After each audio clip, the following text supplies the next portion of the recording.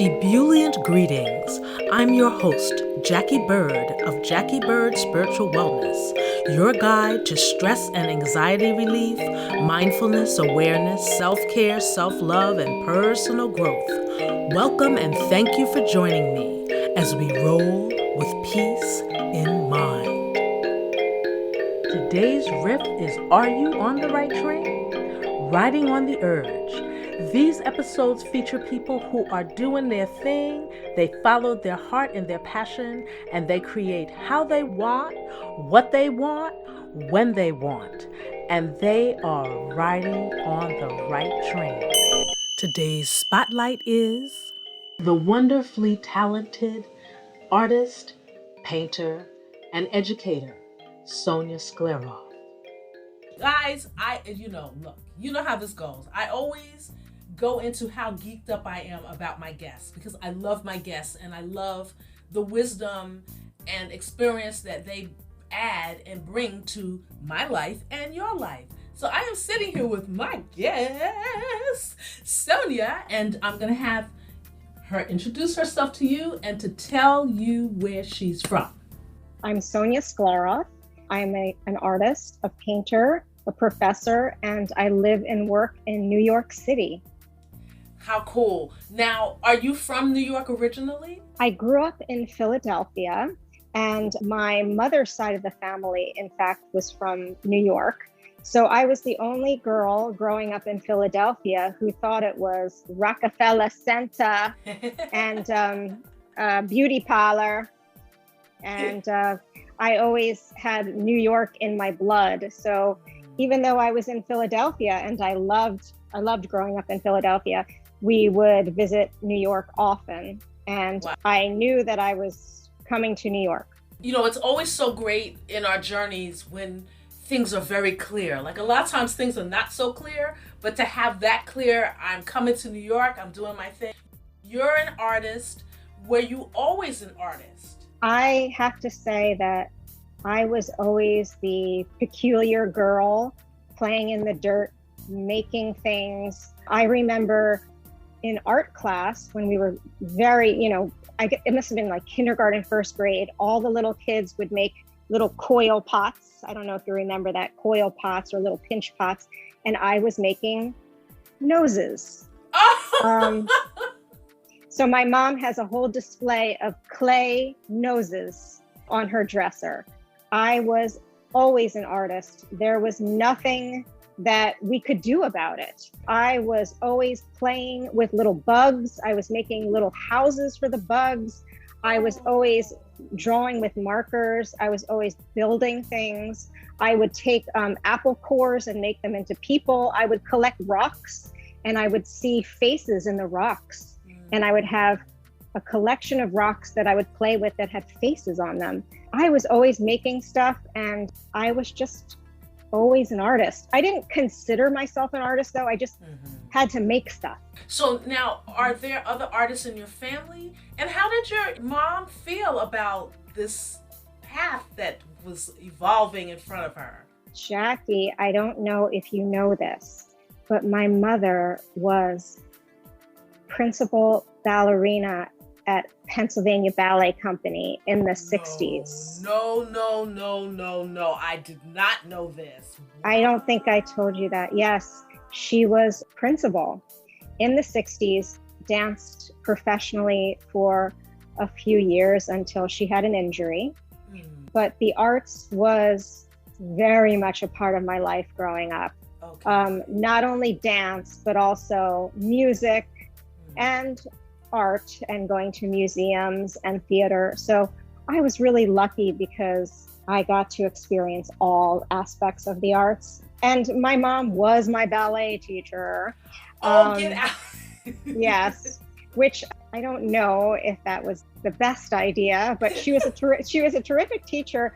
I wasn't going to follow in the ballet path, but because my parents both loved the arts, they always supported my love of creating. That's fabulous. Now, what's your mom's name? That's so cool. Yes, her maiden name was Lupescu, Carol Lupescu. When you're a principal dancer, that is the top. You have the core, the ensemble, you have soloists, and then you have the principal dancers. And that is a serious moving up along the food chain. Were you really aware growing up of the rigors of dance in terms of the demands and... No, I didn't really know. I mean, the first time I saw my mom kind of sort of dance was, I think I picked her up at a class that she was teaching. She was professor at University of the Arts in Philadelphia, and she also taught at the Rock School. And I remember, I think I had to pick her up, and I caught the tail end of a class, and she was demonstrating for her class. And after class, I went, "Oh, Mom, you're so good. Oh my God, you're so good." And she looked at me like I was crazy, like, what? Okay, just get, let's go. Yeah, so I didn't really know. And of course, now we have little videos and we have pictures, and I'm very proud. Yeah. So you took dance. When did you realize that this wasn't for you? So my mom was trained very traditionally, of course. And I went to her class, and then she put me in a class with this demanding Russian man who kind of yelled at me. I wanted to do my own thing. I couldn't understand why this guy was yelling at me. I wanted to get down on the dance floor and boogie. Right. And then I wanted to get home and make stuff. So I wish I had kept it up. At least I got a foundation, so I know plie, tendu, passe. But I definitely knew that I was not going to continue in my mother's footsteps. I was very focused, but unfortunately not in dance, in my art. You created art as a wee little person. When did you decide that this is what you were going to do? Well, let's see. In high school, I always did art. Actually, it was interesting. I was quite a shy girl, and my parents knew that I had this special gift. They brought my paintings to a woman who was a PhD art historian who knew about art. And they said, "What should we do with this talent?" And she said, "Whatever you do, do not put her in art classes." Wow. Yes. She didn't want me to be intimidated by other kids, or she didn't want me to learn how to make. She wanted me to just make. I love that. Yes. So what they did instead was, she suggested I work with an art college student who would come to the house and very chill, hang out with me. We go to the park, we draw, she shows me some stuff. And it's just a fun activity. It's not like you have to go to art class now and follow the directions. And I did that for years. I didn't know that I was learning. I didn't know that I was good. I just made stuff with this gal. And when she would graduate, she would pass me on to a freshman in college. So I worked with these wonderful people for many years. When I got to high school, I remember we had to draw something and hang our work up on the wall. And I must have been in the 9th grade, and everybody hung their work up on the wall. And I thought there was some kind of, it was like a practical joke or something. No one had done their best, and they were, I don't know. I hung my stuff up, and I looked at everybody else's, and I was like, what's going on here? My work it stood out. Yeah. From then on, I knew that I had this talent, and I worked very hard. My parents sent me to real art classes in college. I studied at the university, what was it called? It was called the Pennsylvania Academy of Fine Arts.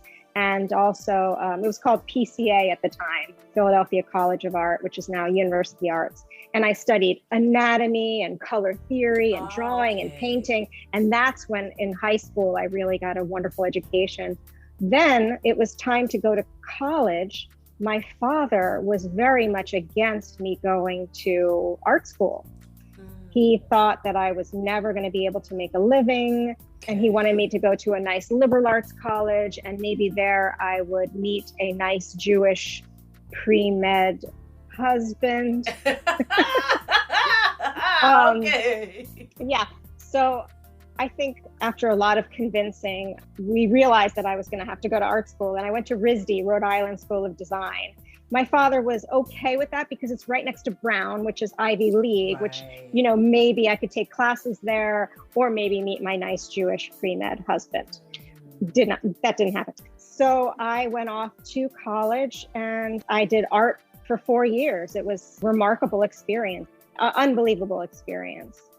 And then I graduated and moved right to New York because that was the goal, to move right to New York. I moved to New York and I had a degree in making pretty pictures. Wow. That does not get you a very good job. Okay. Yeah, I actually found a job working, it was at Saks Fifth Avenue. I found that I was going to be a creative entrepreneur. That's what I thought I was going to be. And I was the administrative assistant to the director of special projects in the division of corporate visual merchandising at Saks Fifth Avenue. Whoa.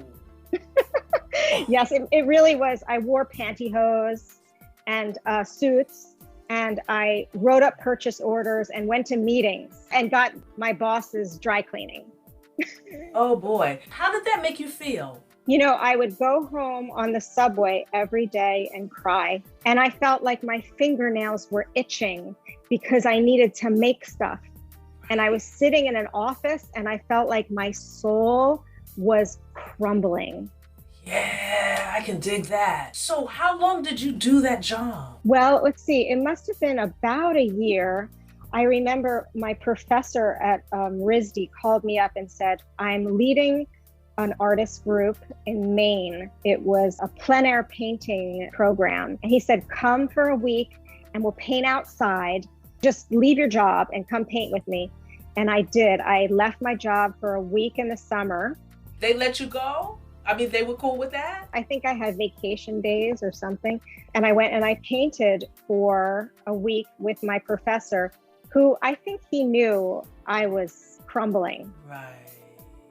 And I painted for a week, realized that, oh yeah, this is what I'm supposed to be doing. Right. Oh yes. So I think I came back, I went home to my parents and I said, I need to make stuff. What can we do about this?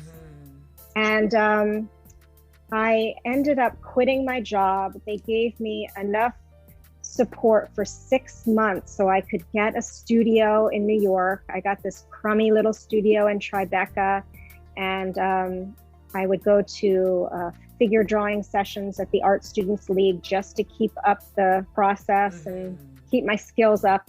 And I started to paint in this little studio. Yeah. Wow. I bless your parents for being Yes. the support. And what would you say to people that have the burning desire to pursue whatever it is they want to pursue, but they don't have the resources? Well, the thing that I've realized by watching my creative friends is that people always have excuses. Like, I don't have the space, I don't have the time, I don't have the energy, I don't have the right paintbrush, I don't have, they make up any excuses. But for me, I try to make stuff no matter where I am, no matter what material I have. It doesn't matter if I have the perfect studio space. I signed up for the Art Students League because it was just a place to make stuff while I was looking for a studio space.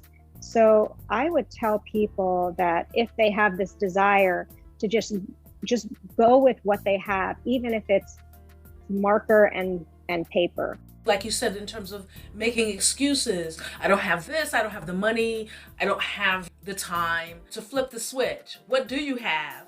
And this is regardless of whatever it is that you do. What do you have? What do you have access to? And if the answer is still nothing, then change it. Change that answer.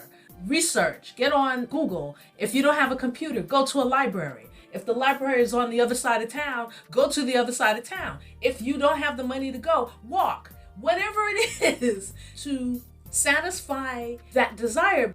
It sounds to me, Sonya, that if you did not do what your calling was, you would have bust. Yes, I think I was on my way down. I mean, I remember standing in the subway, holding onto a pole with a tissue in my, just like sobbing. Oh. And after I was going home from a day at the office, And, I just couldn't help it. And I think this man came up to me and said, it's going to be okay, Oh. But I knew that I was at the breaking point after. I remember my office didn't have any windows, and I was like, what am I doing here? So the excuses that I hear people make about changing their life or doing something creative. I remember I talked to one woman who said, oh, I would love to paint, but I just don't have the time to go to the art supply store. It's like, you don't have to go to the art supply store. What do you have at home? Just take whatever you have. That urge to create, for me, it was an itch that I had to scratch. Mm-hmm.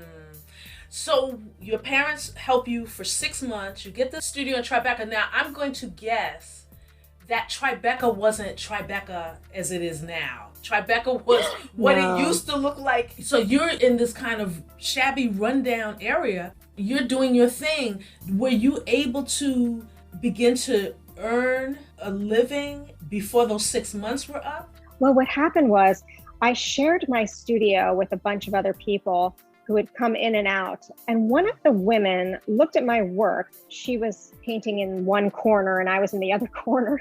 We were all just there making our stuff. It sounds crazy, but that's what we had to do. And she said to me, oh, you have to submit your work to the juried show. It was some juried show down the street. And I had no idea what that was. I think it was nearing the end of my 6 months where I had to figure something out. And right now, everything is online. You apply to juried exhibitions through websites and things like that. But this was, you had to bring physical pieces to a gallery. And I think I brought 3 little paintings. It was a small works juried exhibition at NYU. I don't think they have it anymore, but I brought these little paintings over and I, submitted them. And I guess I won. I don't know what. Wow. This is crazy. One of my paintings was chosen for the exhibition. And I think I got maybe a gold star or I don't know, something, a recognition. And I remember I invited my parents and my family and my friends all to see this little painting hanging on the wall. And it was a big opening where other artists would meet each other. And a young man, very well dressed, came up to me at one point at the opening.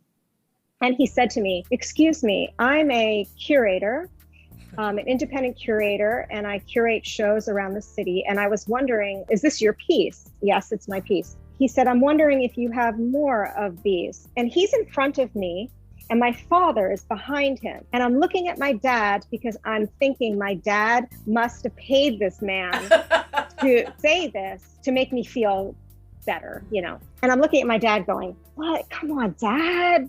Would you stop? And my dad's going, I don't know him. Oh, I don't know that's him. a scene in a movie. Exactly.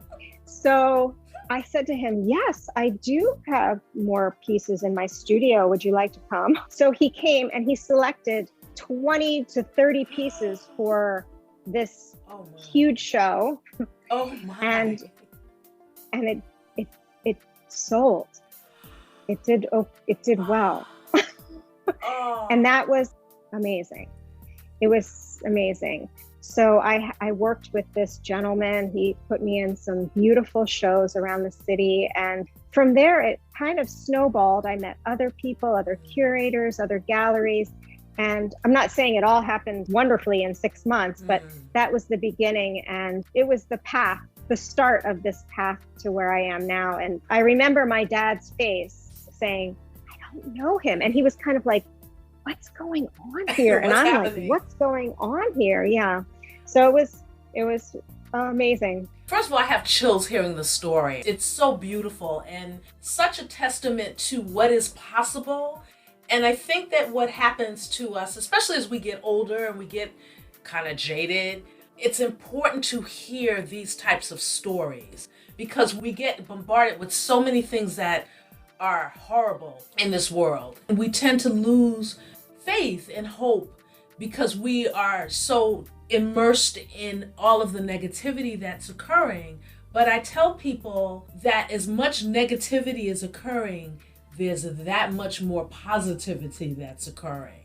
And to listen to stories and people and bios and read people's biographies and memoirs to see that when things look like they're not possible, the answer is yes, it is possible, and you have to follow your gut. You have to follow your gut. So how cool. You get in this studio and you end up sharing your space. Now, what's funny about what you were doing is now these things are called share spaces. You were doing that before it had a title, where you had, you were sharing your space. I was like I was a pioneer, and I didn't know it. But you know what I think? If you are really a pioneer, you're not going to know it to some degree because you're just doing you.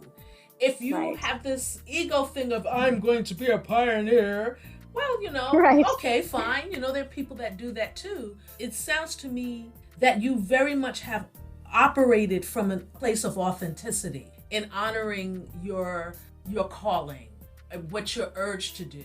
I saw on your Instagram that you had a painting and you were standing next to, hello, Rachel Ray. How did that come about? How I met Rachel, she's absolutely delightful, I have to tell you that. So I had, over the years, I've been lucky that I've had shows around the world, and I've met a lot of amazing creative people and some high profile people. A lot of different individuals love my work, which I feel honored, and I'm so happy that my work touches people's different emotions. So I have a wonderful connection and a collector and a friend. His name is Harlan Coben. He's a very prominent mystery writer, and a lot of his books are made into Netflix original series. He does a lot of like creepy, spooky books. I've read a bunch of them. And he's collected my works over the years. He actually wrote the preface to my book. Oh, I have to send you my book. Yes, I have a book of some of my paintings. And so this past holiday season during the pandemic, he contacted me because he fell in love with a couple of paintings that I had done. And he said, I have to give a gift. Do you have anything? And I showed him some of the stuff that I had available. And he picked out a piece, and it turned out that it was a gift for Rachel. And she loved it. I think she was very touched by it, and we met that way. And she's loved a lot of my pieces, and I loved a lot of her food. And I'm really lucky. I'm so lucky because through my art, I've gotten to meet so many fascinating people. It's this wonderful connection. Yeah, it's incredible. I have not done anything in listening to you but smile. I am so uplifted and inspired by hearing your story or some of your story. And when I saw that photo of you standing next to Rachel Ray with your painting, I went, oh my gosh, that's just absolutely so incredibly awesome. Over this past year, you have been doing a series on this pandemic. Can you talk about that a little bit? Right. Yes. So let's see. I was working hard in my studio, and then, beginning of March last year hit, and I did not feel comfortable getting down to my studio. So I have an apartment in Midtown. I live there with my husband and 2 kids. And suddenly we were stuck in the apartment all together, and I couldn't get to my oasis, my paradise, which is my studio. So I set up my studio in our living room. So my husband's Zooming, where he projects his voice because he has to do that. I don't know why. And he's on his Zoom calls, and my kids are miserable in their Zoom, school. And I'm painting at my easel in the apartment. And the paintings that I started to do in the living room were nothing like I had ever done before. I had begun to experiment a bit before the pandemic. I had sort of a creative breakthrough, and I started to do something with like much more color, much more vibrant, more abstract, dealing with a lot more feeling, emotion, tapping more into my imagination. But these paintings that I was doing in the apartment were about my dreams, about my wishes, about my fantasies, dancing on the roof, meditating, swimming in the East River, going to Coney Island, riding on the merry-go-round that takes off into the sky, kind of wild imagery that I had that just would appear in my head. And I painted like crazy during that time. And those were the paintings that started to really speak to people, because it turned out that a lot of people were feeling very similarly. Yeah. And even the titles of my paintings, before the title was Cityscape with Umbrella or Houston and Broadway in the rain. Right. You know, right. This was one of my paintings was called I Dreamt Last Night That We Danced on the Rooftop at Twilight. Another title was I Went to Coney Island Yesterday, but I didn't go to Coney Island. It was in my imagination. And I remember I posted that painting on Instagram and someone said, "Did you practice social distancing when you were there?" Oh, you kidding me? I was like, no, honey, it was in my imagination. I can do whatever I want when I go to Coney Island there. Yeah, hello. So from there, that was sort of the pandemic was, you know, of course it was brutal. Just lockdown was beyond. And that's the other thing. I had friends who were going through, of course, excruciating times during lockdown in New York. It was no words, you know. And I heard people who, of course, they couldn't work. They had creative blocks. They didn't know what to do. And I just needed to make stuff as usual and get it out. Mm-hmm. And the colors that I was using became much more vivid, and even the imagery. There was one painting I did called, Is Anybody Else Having Vivid Dreams? Mm-hmm. And my dreams were so vivid. There was a fish, and there was a dragon, and there was some crazy clown head, you know? And the responses I got were, well, yes, I am. So it was a crazy time, but for me, I just had to create and get it out. And the time that I have now, where it's still, you know, it's still going on. Yes. Of course, it's so much better. I feel like I'm continuing this series, but it's more joyful. You are on the faculty of Parsons. Is that correct? Yes, that's right. How did that appointment come around? Well, okay, I'll tell you. Actually, no, I don't think anybody's ever asked me that. So I was a graduate student at Parsons, and there was some kind of fellowship where you could apply and get a teaching assistantship position. You had to write an essay, and then you would win the fellowship. Yes, I did not get it. I think my essay was way too long, and I didn't get it. But I thought, I really do have a lot to offer, and I think I would be a wonderful teacher. So what I did was I went to the head of continuing education, and I said, I will teach a class for free. Wow. Yes, I said, I'll teach a class for free. And he said, but we don't have any classrooms. And I said, that's okay, because the class I'm going to teach is outside. So I taught for free, just to get in the system. I taught a sketchbook class where we would go to a different location in New York, and I would teach perspective and space and line quality and shadow and light. And I would choose different places. Like we went to the sailboat pond at Central Park. I remember. Place. Oh, it's a great place to draw.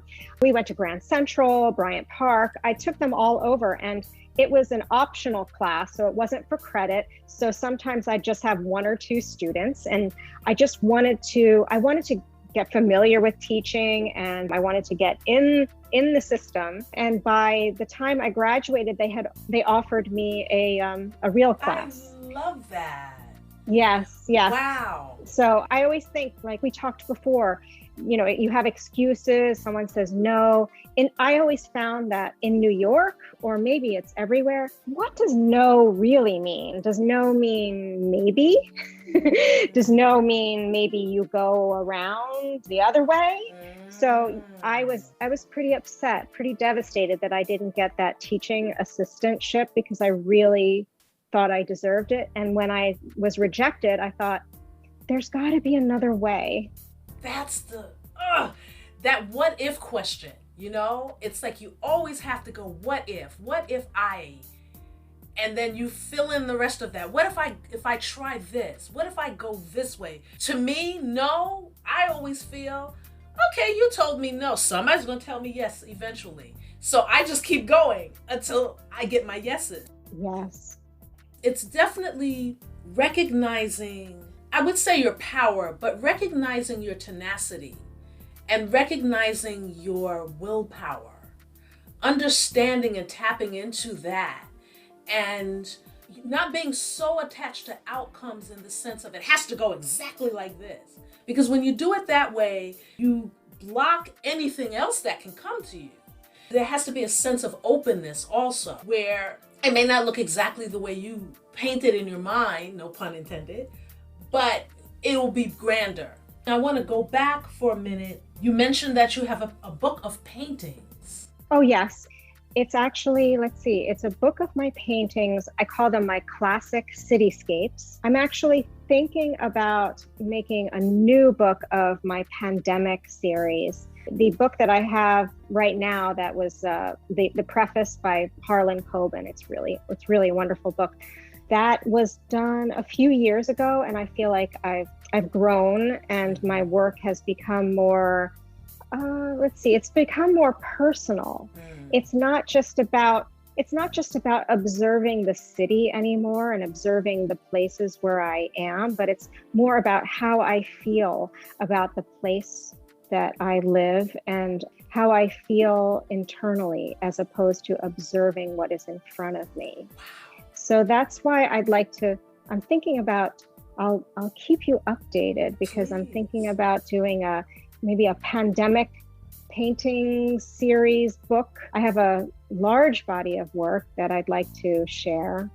I do post it on Instagram, and I may have a little show in the fall in New York that is to be determined. Okay. So I will keep you updated on that as well. Okay.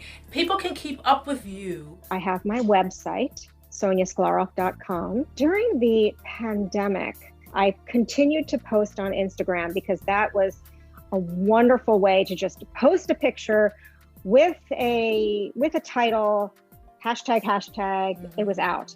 But I also found that there were other platforms where there were some people who weren't on Instagram, and I really wanted to get my work out. So for the first time, I joined Facebook. I know I'm 20 years too late, but I did join Facebook, and then I did join Twitter, and where else? I think those were the only ones. But I mostly am on Instagram, posting every couple of days some new work or sketches or a shot of me in the studio.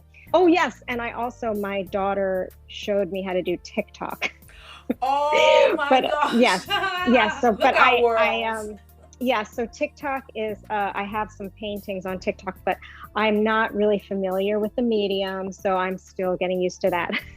But my website and Instagram might be the best way to find me. And Sonya Sklaroff on Instagram as well? Yep, Sonya Sklaroff on Instagram and SonyaSklaroff.com on my website. And guys, in the show descriptions, that's where you will find her linked. You and I met in a dance class. Yes.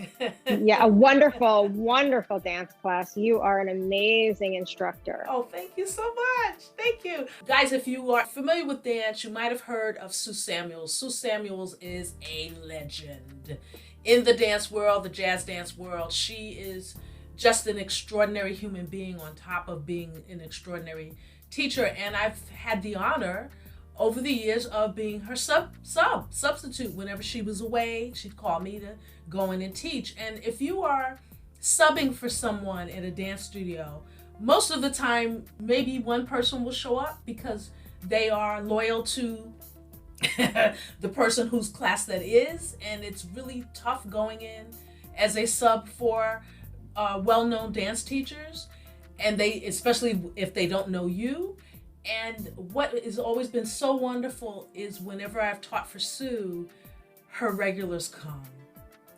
And that's how I met we Sonya. adore you. We adore thank you. But that's so beautiful. That's just, again, such an honor because, you know, it's tough to go in and sub for somebody who's so beloved. Well, you know, the other thing I wanted to say was, and I think that that's why you and I are on kind of the same wavelength, dance, art, theater, literature, everything is connected. I have such a respect for all creative people, all professional creative people. And when you come in and teach your class, I'm so impressed how knowledgeable you are with your craft and how you're able to express it and teach it to everybody else and make us feel comfortable too. Oh, thank you. Without judgment. Well, you know, just in my own journey as an instructor, as someone who was a professional dancer, professional singer, actress, there's terms that you come to, at least I had to, in terms of what I expected when I stepped into a classroom. And over the years, I realized that it needs to be fun. The process needs to be fun. It needs to be fun for the people taking the class, and it needs to be fun for me. When I got to that point in my life, it just changed everything. Whether I was the sub or whether it was my class, it just changed everything. You know, at the heart of my podcast, it is finding what sings, allowing it to sing through you, and to enjoy your life. I know that there's a lot of people struggling, but I think that if we can, no matter where we are in life, decide that we are going to look for things that make us sing, look for things that make us happy. And that is the beginning of making it manifest. But you have to have a decision of, this is what I want, and this is what I'm going to have. And then the universe, God, Allah, whomever you believe in, makes that possible. You know, I think again to you, having that studio in Tribeca and this woman saying to you, you need to get juried. She followed an instinct within her to say that to you. And when we do that, when we follow our instincts, it just sets off a chain of these amazing synchronicities, possibilities, all of that. And again, listening to you and your journey, oh my gosh, is so inspiring. And I thank you so incredibly much for spending some time with us. Yeah, you're welcome. It's been, you've asked some wonderful questions. I think that the key is really, no always means maybe. That's a, oh boy. If you take nothing else away from this time, please keep that in the forefront of your mind. Oh, and I know there was one other thing I want to ask you before I let you go, because it's been on my mind so much, this thing of aging. Because as I have matured in life, it's an interesting thing as I observe the elders and I observe the ones that are coming up after me. I call my age group the elders in training. Awilda Rivera did a shout out on Facebook to the amazing singer Dee Dee Bridgewater on her 70th birthday. And she didn't say 70 years old, she said the 70th level. Wow. I love that. 70th level. Yes, I love that. What are some of your thoughts on levels? You know, I've been thinking about this. Oh, wow. So much, because this is my 50th level. And something happened when I turned 50 this year. I just decided, I mean, everything just changed for me. I knew that it was going to happen. And then I turned 50 and I felt like it's my chance to listen to my gut. Yes. Absolutely listen to my gut and not be afraid to say no. It took me till my 50th level to realize that. I've been working on it through my 20s, 30s, 40s, but now I'm enjoying saying, no, No. And there are so many wonderful opportunities that are now coming along that I can say yes to because I'm saying no to the things that don't feel right to me. So many more wonderful, joyous opportunities are coming my way because I'm pushing aside the stuff that doesn't feel right to me and making room for that path. I'm thinking about that so much right now. The 50th level approached and it's here. I was dreading it, but it feels very powerful and very true. And I feel like I am, what was the word you used? I can be authentic. Yes. Thank you so very much for the wisdom, girl. And happy 50th level. Yes, great. Oh, thank It's you. glorious. Yes. Enjoy it. Thank you. Thank you for these wonderful questions. And I think you're fabulous. I hope that you enjoyed that and was thoroughly inspired and uplifted by what you heard.